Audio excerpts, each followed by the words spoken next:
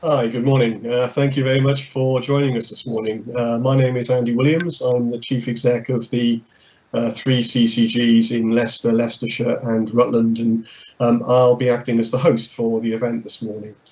We're really pleased to be able to talk to you today about the a set of proposals that we believe are really exciting for the future development of acute and maternity services in Leicester, Leicestershire and Rutland. It's a question and answer session, so we're going to be using the chat facility on Teams to give you an opportunity to put your questions or comments to us. I'll be introducing colleagues as a panel who, between us, will try and answer the questions that you have. And we'll give some of those answers directly over the broadcast in the way that I'm speaking to you now, but we'll also try and answer questions directly through the chat function. So we've got other colleagues who will be looking for those questions and trying to pick them up and provide responses as well. So hopefully between those two processes we can cover off quite a lot of your questions and get answers and information to you. In the event that we're not able to answer everything today, there may be some things we don't have the detail to hand on, or we may not have quite enough time to get through all the questions.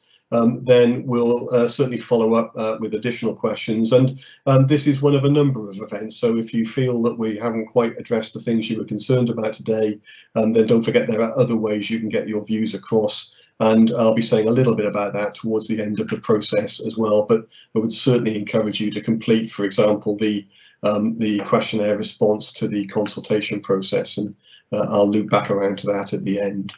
We're going to begin today by just showing you a brief video that describes the proposals in overview and some of the rationale and thinking behind them. And then once that's done, I'll introduce Rebecca Brown, who's the Chief Exec of UHL, to say a few words, and then we'll start the question and answer session. So for the moment, thank you very much for joining. Sit back, enjoy the video, and I'll come and talk to you again shortly.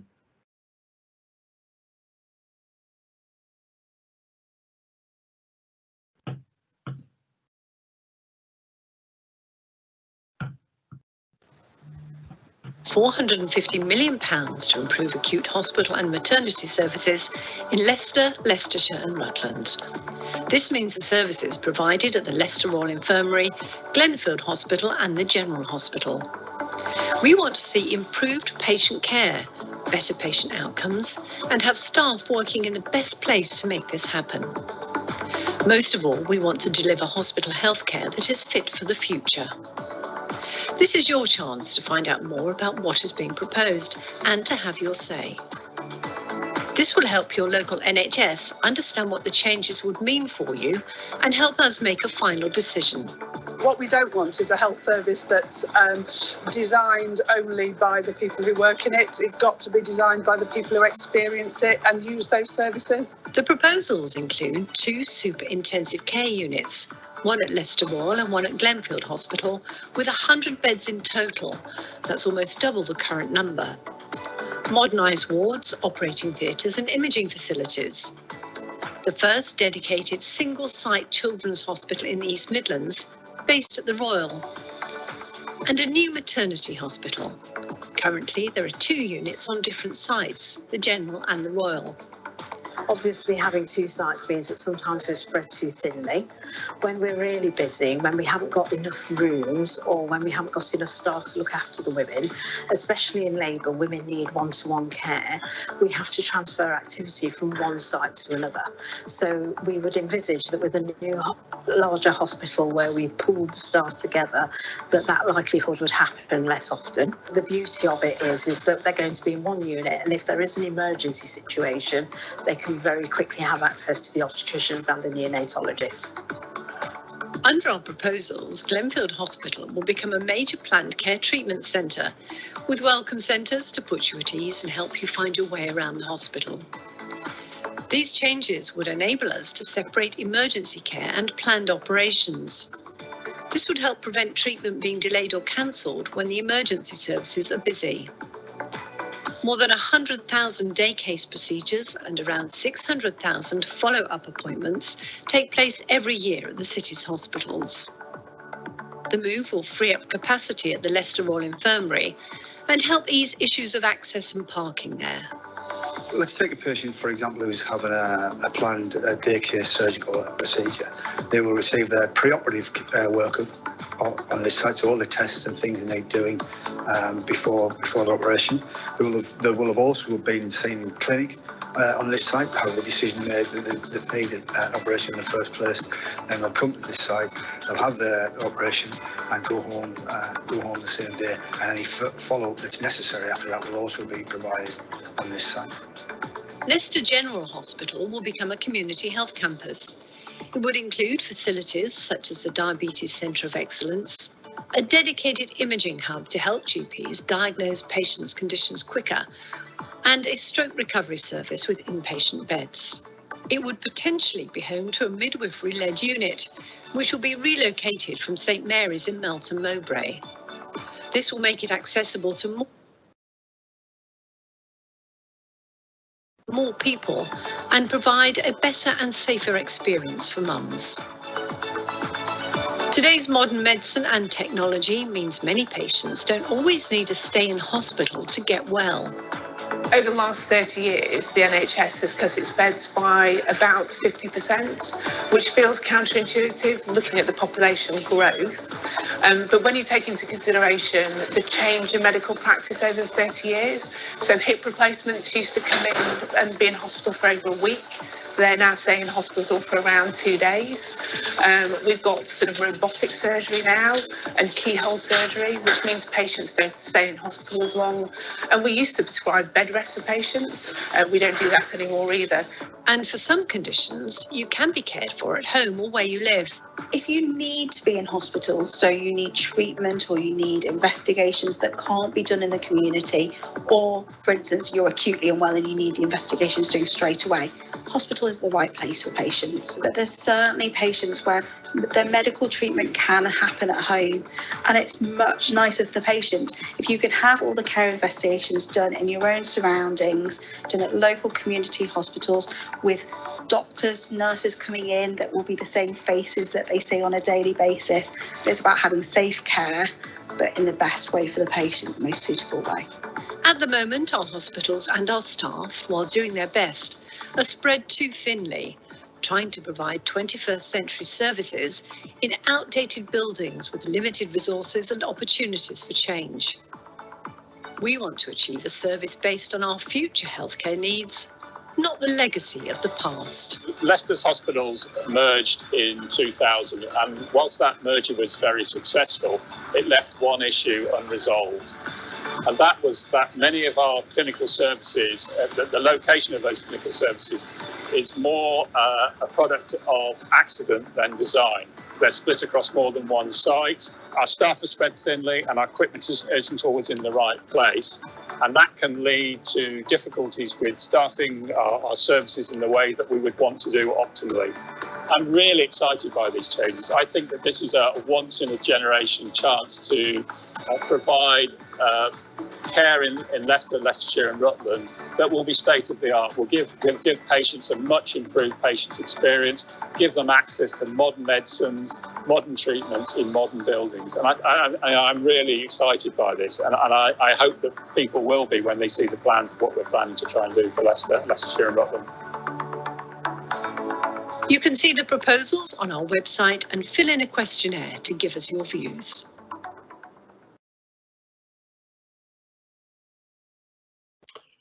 Okay, thank you. So thank you very much. I hope that was helpful. I can see we've already had one question in, but before I go to that, can I just invite Rebecca Brown to say a few words from UHL perspective about just how important these proposals are to the future of service delivery from the Trust perspective. Thank you, Andy. It's lovely to be here. Rebecca Brown, Acting Chief Executive here at the University Hospitals of Leicester. This is a great honour and a privilege, I think, from all of us to be part of such an exciting programme to really revolutionise and transform our health services here in Leicester, Leicestershire and Rutland. We're in a position where we've got a great opportunity to have a large investment And as Andrew said on the video, a once in a generation opportunity to really reshape our services. I think also during the times that we've just currently been through with COVID, I think what this also does is bring a lot of hope into our system. You know, it's an opportunity for us to have a wonderful new buildings, but also a lot of additional work will be coming into our city and our surrounding areas, because we know it's going to be an area that's going to be locally driven and locally owned. It's so important that we hear from everybody. This is our opportunity to shape our services, and it's not just for those working in them, it's absolutely for those of us who are using the services, our friends, our families, our communities. So a great opportunity, and very, very pleased to be part of such a wonderful, exciting programme. Thanks, Andy. Thanks, Rebecca.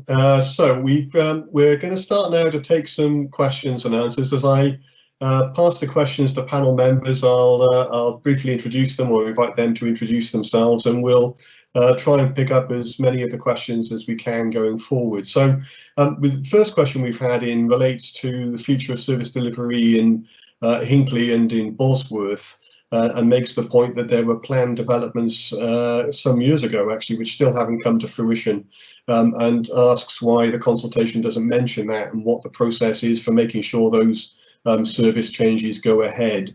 We're doing quite a lot of work as CCGs to review the position in Hinckley, actually, and I wonder if I might just invite Sarah Prima as the head of strategy, just to kind of start with a bit of an update on where some of that work is. Perhaps, Sarah, I could bring you in. Yeah, thank you, Andy. Hello, everybody. I'm Sarah Prima, Executive Director for Strategy and Planning across the 3 CCGs. So as Andy said, we had some proposals on the table for Hinckley, and we're currently having a look at those proposals in light of what we've learned from COVID, particularly around the balance of virtual appointments as opposed to face-to-face appointments, and the requirement for community beds in that area. So the plan at the moment is to effectively revisit those proposals, to take those things into account, with a view of getting a proposal to take forward to business case stage in the spring of next year. During that time, we will obviously undertake some more patient engagement on any changes that we may want to make to the original proposals that were set out a few months ago. So that work will be ongoing over the next few months. Thanks, Sarah. I guess thank you, Sarah. I guess the key issue to emphasise is that it is still planned to commit to the development. The issue is about the detail of that, not the whether. So it's not a question of whether we go ahead. We will. I think we're just trying to make sure that those proposals remain relevant in light of all of the things which have changed. So I hope that provides some degree of reassurance, Alan, to your point, and opportunity, obviously, to get into further detail as we look at that going forward. Okay, I'm going to move on to the next question. So we've had a question through about the significant increase in the number of intensive care beds. It's a doubling, in fact, of the bed numbers for intensive care for ITU, and the query about why such a big jump. We've got a couple of different colleagues online who might be able to talk to that, including clinical colleagues, but I'm going to start by perhaps inviting Mark Whiteman from the Trust to just talk about the thinking behind that kind of provision and why the development of ITU is so important. And Mark, you may wish to bring other colleagues in, but if I pass to you in the first instance. Thank you, Andy, and thank you to Anonymous for asking the question. It's a really good question. So our steady state, i.e. that the amount of intensive care beds we've got at the moment are just 51, essentially. And now more than ever, we realise that's a deficit. And the reason I say now more than ever is that if you've been following events in the hospitals recently, you'll know that actually in March, when we saw the first peak of the pandemic, we struggled with intensive care capacity such that we had to move some of our children's heart surgery across to Birmingham in order to convert children's intensive care into adult intensive care. It was the the lesser of two evils. We thought we could save more lives doing it that way, but it meant that children had to travel out of the county to have their procedures. So all the modelling we've done with our intensive care doctors and nurses has shown that actually we are underbedded in terms of ITU quite considerably, and therefore the modelling has shown that essentially, as the question implies, we need to double the amount of intensive care capacity we've got. It's not just around the pandemic.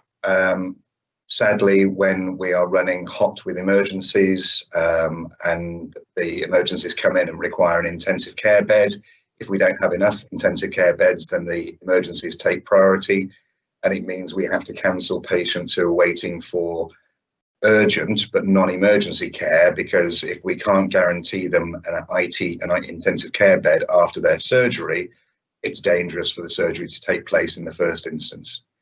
So we'd like to get away from those kind of last minute cancellations as a consequence of not having enough intensive care capacity, and that's another reason why we're seeking to double it.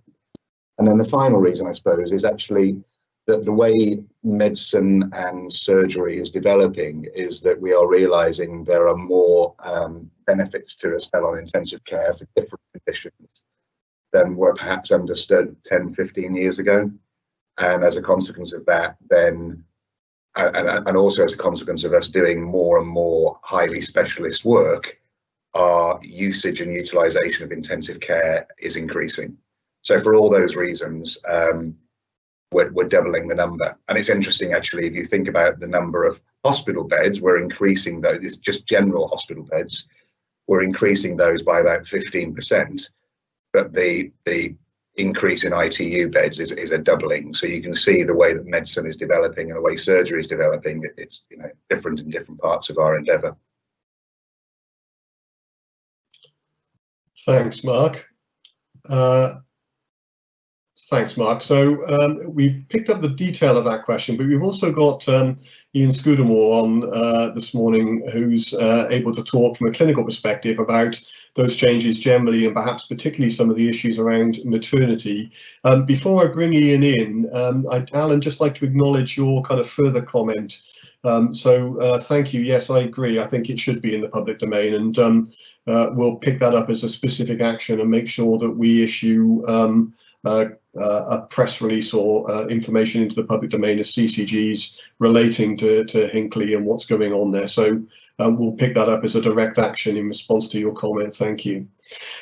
Can I turn to Ian then, perhaps, Ian, and just invite you to introduce yourself and say a little bit about how these changes work from your perspective as a clinician, and perhaps particularly about how some of the maternity and obstetric changes are important from your perspective. Yeah, thanks, Andy. I'm Ian Scudamore. I'm a consultant obstetrician and gynaecologist, and I'm also the clinical director for Women's and Children's Services. So I have overall responsibility for all of obstetrics, gynaecology and paediatrics. Just a quick comment about the intensive care issues that Mark was talking to just a minute ago. I'm not an intensivist, but I do have responsibility for trying to make sure we can get all of our activity done for patients, in particular elective patients that need procedures, mostly for cancer, but also for other reasons, who are going to need intensive care support. And at the moment, there is a real lottery in terms of whether we can get that activity done. So from a clinical perspective, we have a lot of patients that have an appalling experience because they don't know whether they're going to get their procedures carried out, often things that are very urgent and time sensitive. So cancer surgery, for example, often they don't know until the day, and then it's not infrequent that things will get cancelled, and we end up with very inefficient use of important clinical resource and a very poor experience for patients. So for me, more intensive care beds is something that's critically important for the city and for the trust. From the maternity and the children's perspective, the changes that are being planned are, there are lots and lots of things I could say about them, Andy, as you well know. I think they're long overdue. but very exciting because it gives us an opportunity to do some things both for the maternity and for children's, and also for gynae from that point of view, that will make our services sustainable and so much better for the next 40 or 50 years. At the moment, the way that things are configured in maternity particularly is very poor. We've got 2 maternity units, both of which are really quite large. The Royal Infirmary is large, doing 5,500 deliveries a year, and the General is also big by national standards, doing something over 4,000. It's very difficult for us to manage services across the 2 sites. We have to run 2 neonatal services for babies that are born that have problems, although there's only 1 intensive care, which is at the Royal Infirmary. We have to staff the 2 units with midwives and with obstetricians, which is extremely difficult to do, and we have to duplicate a lot of activity across the 2 sites. And that's not really going to be sustainable. We struggle at times to maintain safety on the 2 sites, although I'm very proud of the way that our staff work, and I think we provide excellent services for the population that uses them. So it really gives us an opportunity to really develop Leicester's maternity services in a very positive way. We're determined that we're going to maintain firstly community-based services for all of our antenatal care and most of our postnatal care, and then the hospital-based, or the services that are required for delivery, for what we call intrapartum care. We really want to offer 4 options, and the expectation is that we'll have an obstetric unit at the Royal Infirmary with a very big midwifery birth centre alongside it, that will also be offering home birth and encouraging home birth where that's appropriate and women want it, and we'll also be offering a standalone birth centre, which will be away from the main obstetric unit. At the moment we're expecting will be on the Leicester General Hospital site. So I think very exciting things for maternity, and by vacating the Kensington building we're going to be able to create a children's hospital, which would be fantastic for children's services, particularly because at the moment the children's services are quite disparate really in the Balmoral building, and they don't really have an identified children's hospital. There we are, Andy. Thanks, Ian. We've got a couple of questions specifically relating to Melton Mowbray and the midwifery service there. So I'll come back to you again in a moment about those, if I might. But just before I do that, we've had a specific question about why we're consulting now, you know, when we've got COVID and the difficulties that creates. And I think perhaps I'd just like to kind of pick that issue up, if I might. So it's a very fair point.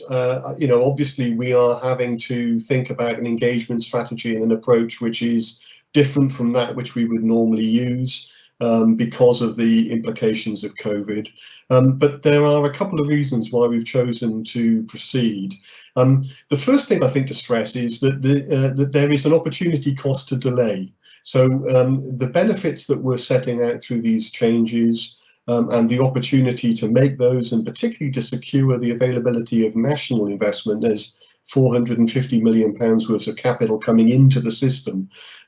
There is a time limit on that opportunity, and we didn't want to let it pass by. This system, you know, Leicester, Leicestershire and Rutland has had experience in the not that distant past of missing out on national funding opportunities, and I think that was a matter of regret. We were clear that we didn't want to let this opportunity pass, and so we were really keen, I think, to seize this moment, to get this resource into the system and to move forward, because these proposals have very, very significant potential benefits for people in the area. So there is something about timeliness.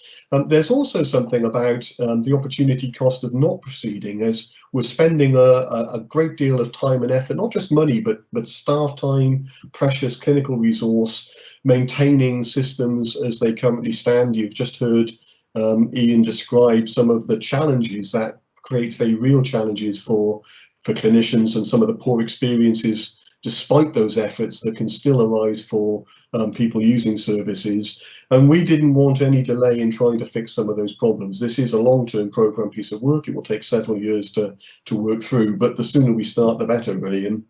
And so there was a real determination to try and not to lose pace on this process, particularly since the restrictions associated with COVID may be with us for some time. You know, we have to kind of anticipate that possibility. The second issue I think to pick up is that there are advantages actually to engaging in these ways. We're finding that it is possible to reach a wider or different type of audience than that which we might get if we simply ran traditional face-to-face public meetings. So we are determined not just to have an adequate process, but a really excellent one going forward. We're using a variety of different media, including hard copy distribution of information to households, virtual processes like these, telephone arrangements, face-to-face discussions through focus groups where we feel that that's helpful. So a whole variety of different ways to engage. And what we believe and hope is that that will actually help us to reach an even wider range of and cross-section of people across this area who are affected by or have an interest in these proposals. So we believe that we're rising to the challenge. We're trying very hard to make sure this consultation is just as meaningful and engaging as any we might have run in the past, and perhaps even more so, really. So there is quite a strong ambition for this process and a determination not to allow this moment to pass or to delay the achievement of the potential benefits that we're describing today. So I hope that gives you some idea as to why we've continued to progress the process. Ian, just coming back to you, there's a couple of questions about Melton. So Helen's put in a question about there seems to have been a trend to kind of run down the birth centre at St Mary's over recent years. Perhaps it's not always offered as an option to mums. How does that make sense given that Melton's a growing community? And a similar view expressed generally about Melton Mowbray growing rapidly, population increase plans, of course, which we're aware of. And, you know, how does that make sense in the context of those things? So perhaps if you could just talk a little bit about the rationale around the birthing unit and why it's felt positive to relocate it, Ian, that would be really helpful. Okay, so, well, the first part of that seems to have been a query about whether women are offered the opportunity to go to Melton. Every woman who books is offered the opportunity to go to Melton, should they wish to. Women are encouraged to have their babies in the environment in which they feel most comfortable. I think people need to be clear about what St Mary's offers. Primarily, St Mary's has a team of midwives who offer effectively offer wraparound care for the women that go through St Mary's, and so they provide the antenatal care throughout the pregnancy for women who then want to have their baby at St Mary's. If everything's straightforward and uncomplicated, then they can do that in what's called a birth centre environment. Now, what's important to understand is that there is absolutely no medical support at all. And so if there's any problem, any significant problem that requires medical input, assessment, or some form of intervention, whether it's for the woman or for the baby for that matter, then the woman has to transfer to either the Leicester General or the Royal Infirmary. And there isn't an ambulance waiting at Melton, so there is potentially a significant delay in transfer. There are some postnatal beds at Melton, which is a very unusual configuration of a birth centre. That's not the norm nationally, and it's not what you would normally expect, because if women are uncomplicated and do have a straightforward labour and delivery in a birth centre, which by definition is all they can have, then they don't normally need postnatal inpatient care these days. There are women that transfer out to Melton after caesarean section, for example, at one of the two other units, and may go out to Melton for a period of time. And they do value the support that they get, particularly with breastfeeding. So that's something we're very aware of. Now, the numbers at St Mary's, the numbers of deliveries at St Mary's have been very static at between 150 and 170 for quite a long time now. And that's actually despite quite an active programme of trying to encourage women to consider having a baby at St Mary's as an option. But despite the fact that there's a growing population, and despite the fact that if you look at the postcodes around Melton and the Melton area, there are nearly 2,000 women a year that book to have babies in the southern postcodes of Nottinghamshire and the northeastern postcodes of Leicestershire. And less than 10% of them actually decide to have their baby at Melton. So, and when we did a much wider engagement exercise nearly about 10 years ago now, it was clear that the priorities for the vast majority of the population in Leicester and Leicestershire were safety. And yes, they did want to have their babies in an uncomplicated environment, but they, in the main, were very keen to have their babies in a midwife birth centre alongside an obstetric unit if they needed to transfer for the extra attention they could get in that environment as necessary.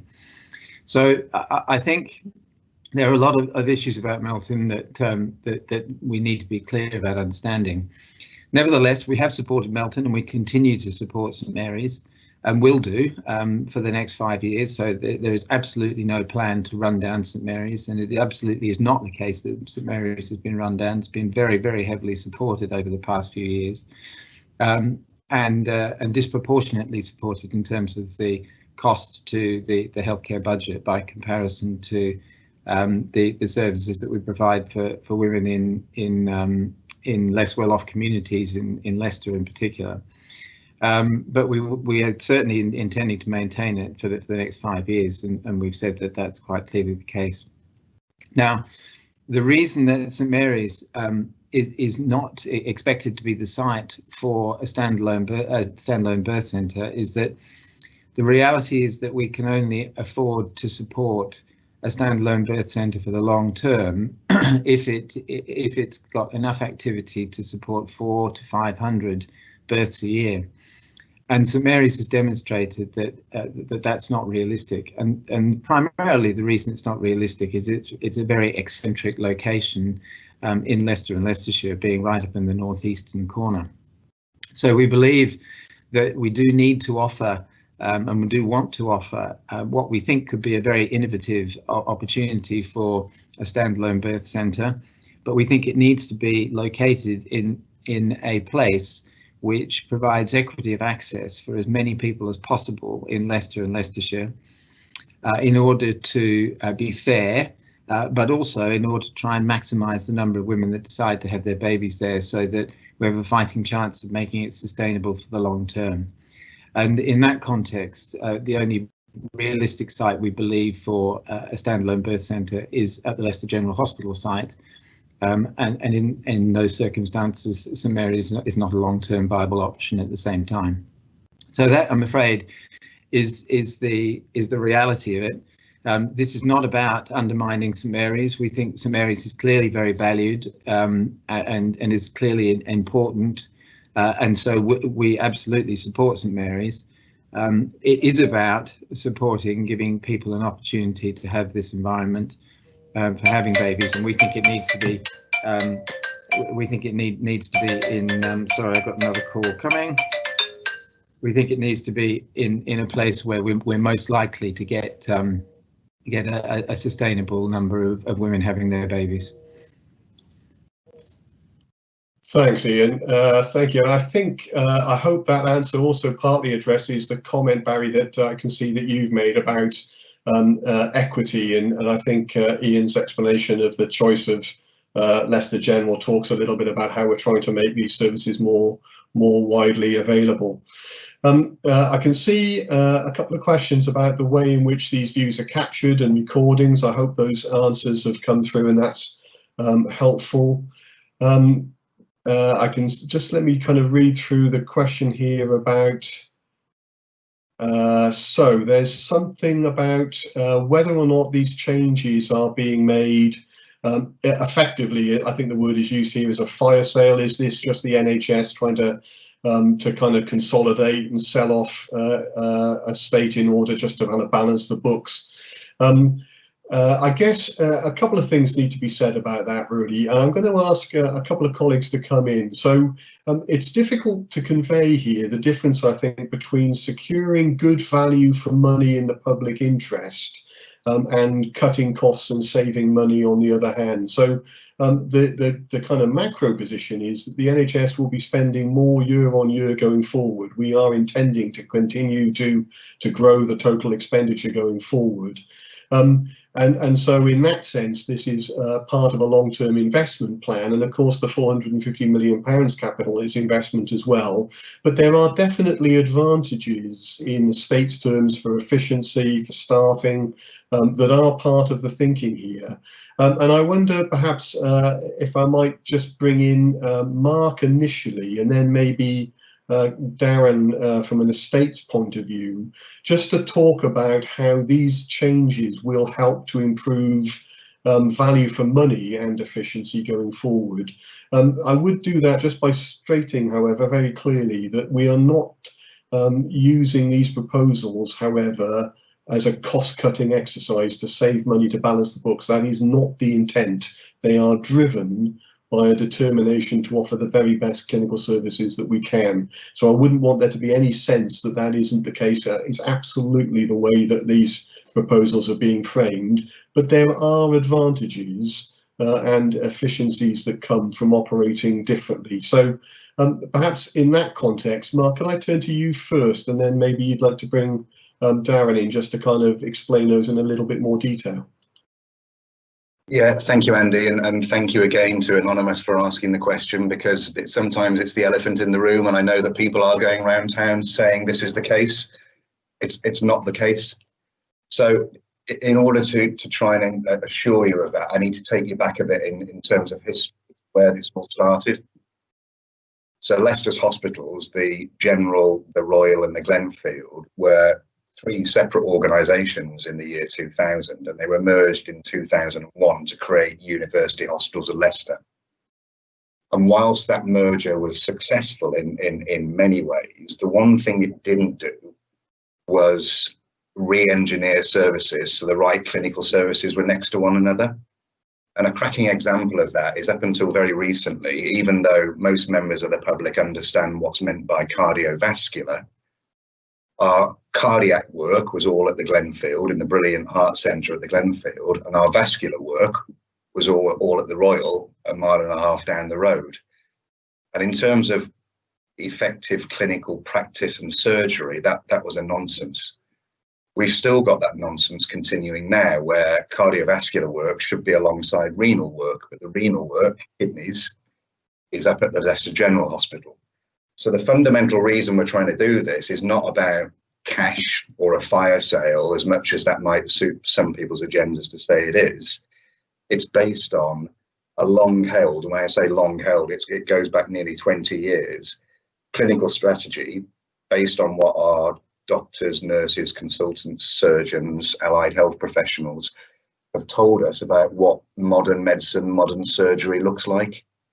And essentially what that means is, what we're trying to do, if you want it in a headline, is get our services co-located with other services that they rely on, so like cardio and vascular and renal together, and at the same time separate out our emergency work and our elective work.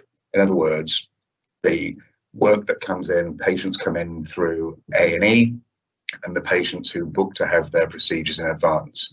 And the reason we want to do that is, as many patients will have experienced, especially in recent years, when we're running very hot on emergency care, we have to cancel our elective care because the emergency care overspills into elective beds and elective ITU, and that just isn't good experience for patients. So that's the underpinning of this. Yes, there is a financial benefit, because actually, if we, currently we're running 3 intensive care units, we're running 3 canteens, we're running kind of 3 lots of wards, which all involve 3 rotas, water, gas, electricity, and all that. But it's not the driving principle of why we're doing it. Why we're doing it is because actually we want to create a hospital that is fit for the future, whatever the future throws at us. And if there's any more detail on that, Andy, then Darren might want to pick it up. Thanks, Mark. I'm just wondering if it would be worth just inviting Darren to say a little bit actually about the estates issues, particularly in the context of some of the proposals we've got about reducing backlog maintenance and improving the efficiency of the estate, and maybe some of the ecological considerations as well. So perhaps Darren, you'd like to talk to that? Okay, thank you, Chairman. Thank you, Andy. Hi, everybody. My name's Darren Kerr. I'm Director of Estates, Facilities and Capital Development for the Trust, and I'm also the Senior Responsible Officer for the delivery of this. So this is absolutely, all of this is in my interest to make sure we do this as effectively and efficiently as we can. Colleagues like Andy and Mark have already touched on some of the points that maybe want to raise, but across our 3 sites, we use this thing in the NHS called backlog maintenance. And what backlog is basically how much money do we need to spend on maintaining our buildings and the services within those buildings to return them to what we refer to as condition B. Condition B is actually only the condition they were when they were originally built. So it isn't actually about returning them to modern healthcare in the type of buildings that I think we would all want our patients and our relatives and ourselves to be treated in. And those which are obviously lots of evidence show are better from patient outcomes. They're also better for the environment, as Andy's already alluded to. They're also better for our staff and for visitors. And this isn't about, and we have significant backlog, around about £100 million worth of backlog across all 3 of our sites, over 30 million of which is at the Leicester General. And the Leicester General contains some of our older buildings. And by doing the transformation programme that we're referring to, enables us to remove quite a lot of the residual risks that we have around that backlog and around some of the critical infrastructure risks. Our ability to keep the lights on and to keep the water services going and to be able to keep the infrastructure of the site effective. It releases on that area, which I think is another key point for Andy for us, is quite the potential for quite a lot of land disposal. That land disposal actually features in the Leicester development plan for 2020-2025 as what they refer to as a strategic site. So it's already recognised in that part of the city that there's a significant shortfall in housing accommodation for the public and for areas like social housing, etc. And this really is quite a critical opportunity that we have to put something in the region. The area that we're designating is around about 43 acres in total, so an additional 34 acres onto the 10 acres that we're already hopefully transferring across to our colleagues in the council for social housing. And that gives us the opportunity to put in the region of sort of 500 to 600 houses on that area. Obviously, that's all subject to consultation, and the LDP is going through the same exercise that we are at the moment. But I think it is a great opportunity to utilise that area effectively. As Mark has already said, these aren't the key driving things. These are just opportunities they present to us. I mentioned about the sustainability. You know, and you only have to look at some of the buildings on that site to realise that they're a long way from meeting the kind of targets we'd all want to head towards as we improve sustainability agenda and head towards things like net zero carbon in the future. So something we really want to do in terms of the new builds on our 2 sites is move toward a minimum. We use this tool called BREEAM, which is the Building Research Establishment Environment Assessment Method, quite a long acronym, sorry. It's basically an internationally renowned tool for assessing sustainability standards. We want to be sustainable, BREEAM excellent across our sites as a minimum standard, really. And that means that we'll be addressing a lot of the issues that are all close to our hearts about the environment at the moment, sustainable resources, different potential sources of energy, etc.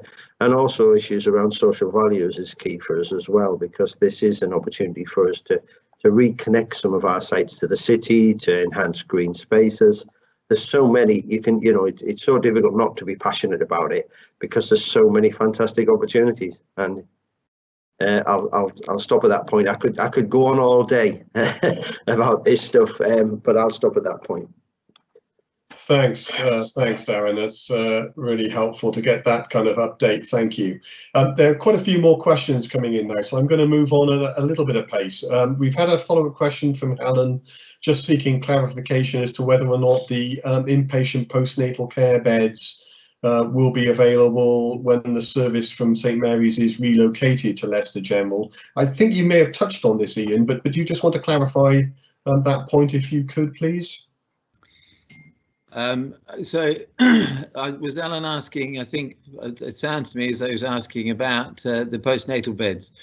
I don't think we'll be expecting there to be postnatal beds at the birth centre at the Leicester General Hospital site.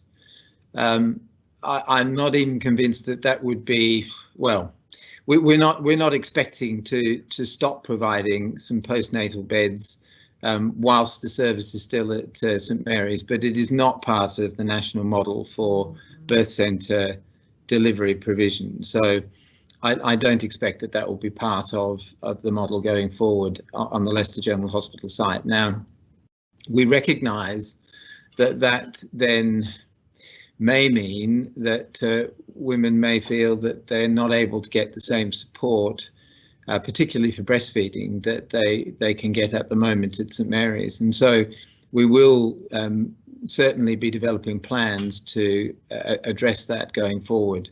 And what we would be expecting would be to be putting that kind of support into the community services so that women can certainly access a lot more support than they might otherwise expect to. Thanks, Ian. That's really helpful. Thank you. So we've had a question about what happens if we don't get the support we need through the consultation process. Will we lose the money? And will we then just continue with the status quo?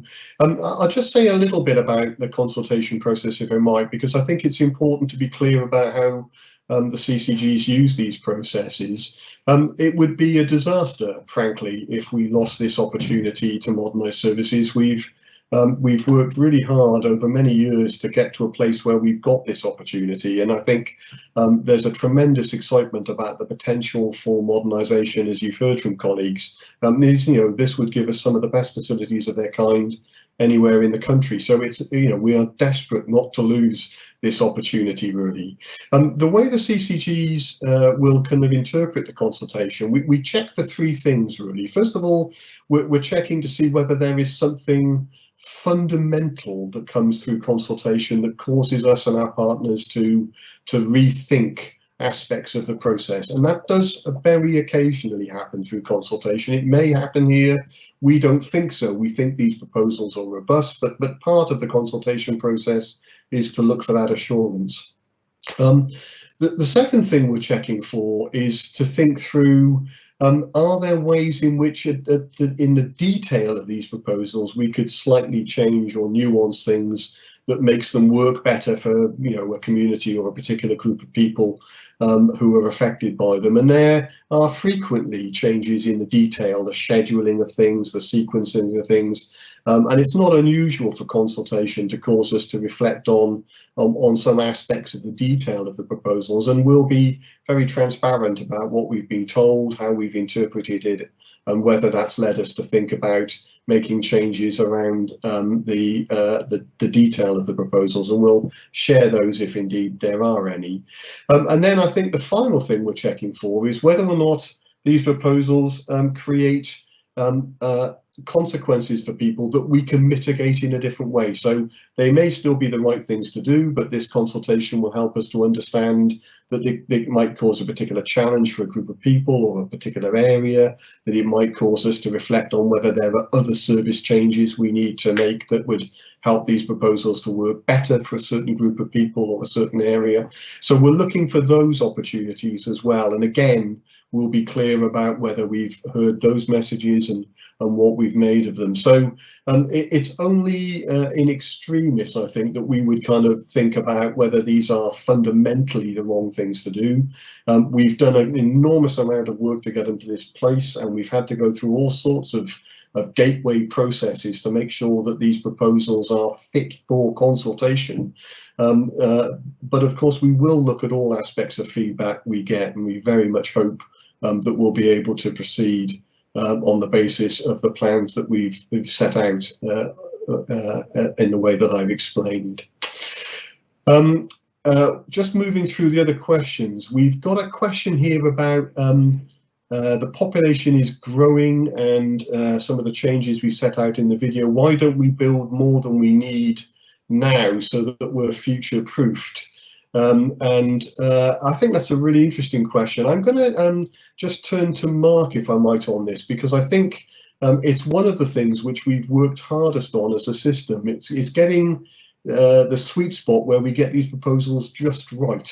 And it's important not to have them either too big or too small. And if I come to Mark to bring you in, perhaps you could just explain how that kind of works and why it is so important to get these proposals right-sized rather than just, you know. Yeah, thank you, Andy, and thanks again. Another great question. So where shall I start? Well, I'll start with what the population growth is in Leicester, Leicestershire and Rutland over the next few years. So between now and 2024, the population will grow by just under 4%. And our beds, as an example, just our general beds will grow by just under 15%. If you go forward to 2030, so 10 years hence, the population will grow by just shy of 10%, and we'll still be at 15% growth in beds. I would like to think that we will not need all those beds, but it's a bit of an insurance policy that actually we are creating some of that capacity in anticipation. If you go back to my earlier answer on the intensive care capacity, which somebody pointed out that we were doubling, then we are building in slack in intensive care. So although we are doubling the intensive care capacity, there's no expectation that we will use all of that intensive care capacity from 2024. Some of it we will anticipate will come online at a later date, but the nature of creating new intensive care units, it's better to get it all done at the start because they are such complex environments. Whereas if we need more wards, brackets, I don't think we will, we do have the wiggle room to put more wards onto both the Royal and the Glenfield site, and especially at the Glenfield site. But I suppose right at the crux of all this is the maxim that we're operating under, which is in terms of our reconfiguration and our approach to building new hospitals, is that we should be big enough to cope with what life and NHS and disease throws at us, but no bigger than necessary. And that's, as Andy says, the sweet spot, because when expensive buildings like NHS hospitals start building extra unused capacity, it sucks money out of the rest of the NHS. And hopefully, as colleagues will know, and when I say colleagues, I mean people on this call will understand, that is one of the things we need to try and rebalance in the NHS, that big acute hospitals like Leicester's have a tendency to suck all the cash, all the resource, all the capital out of the local health economy, leaving things like mental health, community health, primary care services underfunded. And we would seek not to perpetuate that because we don't think actually it adds up to really good patient care.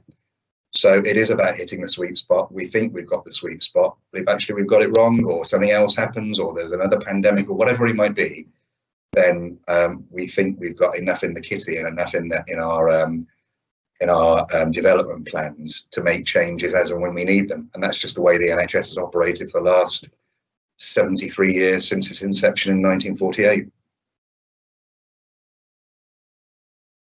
Thanks, Mark. It's always a difficult question, I think, and I can absolutely understand the ethos of it, but I think that's a really helpful description about not just what things cost, but what the opportunity cost of doing things is. So bringing extra capacity in one place is at the expense of having that capacity somewhere else, and trying to get that balance is one of the crucial decisions that we are trying to make with your help, really. Okay, so just looking at the questions, there's a very specific question about the review scores at St Mary's and why they've been averaged with those of the Leicester hospitals generally, and hasn't that created a slightly misleading position for St Mary's? I'm not sure about the detail of that. I'm not sure, Ian, if you can comment on that, or if that's something we want to come back to, but perhaps I could just bring you in. Yeah, a couple of things, Andy. I think thank you for the query. The query has come from somebody titled "In the recent pandemic where Leicester was in lockdown," and in fact there have been a couple of queries. I think there was a query about having to travel to Leicester when in labour as well, and if it's okay, I might just address both of these two things. I mean, my understanding, and I may be wrong, but my understanding that the Friends and Family scores are published independently. Certainly the CQC assessments are as well. And there's absolutely no doubt that St Mary's is hugely valued by the people that, by the women that use the service. I would fall back again though on emphasising that this consultation is not about St Mary's. We are not talking about, the proposals are not to close St Mary's, actually. The proposals are to develop a nationally recognised standalone birth centre that is sustainable for the long term and provides the highest quality environment for care for those women that want that environment to have their baby. Now, we're not going to be able to do that for the long term at St Mary's, and that's why there becomes an issue with regard to St Mary's. Now, St Mary's, we have worked very hard over the past several years to try and encourage increased use of St Mary's as a birth centre, and there has been a little bit of a spike during COVID, and that's because we assume because local people did decide that they would go to St Mary's rather than travel into Leicester. So the numbers went up from about 150 over a 12-month period to near 180 or so. But we're just not going to get, I think, anywhere near the 400 or 500 that we're liable to need, and I don't think that that actually the review scores will make any difference in that context. The other important to understand is that as a maternity unit, the services that are able to be provided, the support that's able to be provided at St Mary's for practical purposes is no different from having your baby at home. It's the same. So there's the same ability to provide support for the mum, to resuscitate the mum in acute circumstances, and to resuscitate and look after the baby at birth. And there is no difference in practical purposes for having a baby at home or in the birth centre at St Mary's. And that's why so many women, when they understand that, if they want their baby to be born in a low risk environment or a low support environment, will actually choose to have it in a birth centre alongside an obstetric unit, so they do have access to those other services if they need it. And it's really important to understand that. So, you know, not travelling into Leicester to have your baby is absolutely fine if it's safe to have it at home or have it at the birth centre at St Mary's. But actually, it's not safe to go to the maternity unit at St Mary's if you've got complications and issues that mean you do need obstetric, anaesthetic or neonatal support. And it's very important that people understand that. Thanks, Sandy. Thank you, Ian. Thanks very much. So let's just move on. We've got a couple of different questions now. So there's a question from Barry about the economic impact of coronavirus and how the NHS might use this opportunity to create employment for local people. I'm going to turn to Darren, if I might, on this, because I know, Darren, you've got a variety of roles, one of which includes thinking about things like apprenticeships and championing local employment, and this scheme being designed with some of those thoughts in mind. So would you like to just talk a little bit about how this is an opportunity to kind of support the local economy as well as modernise health and care facilities. Yeah, thank you, Andy. Again, I think I alluded to it almost in an earlier question, but again, excuse my enthusiasm for this issue.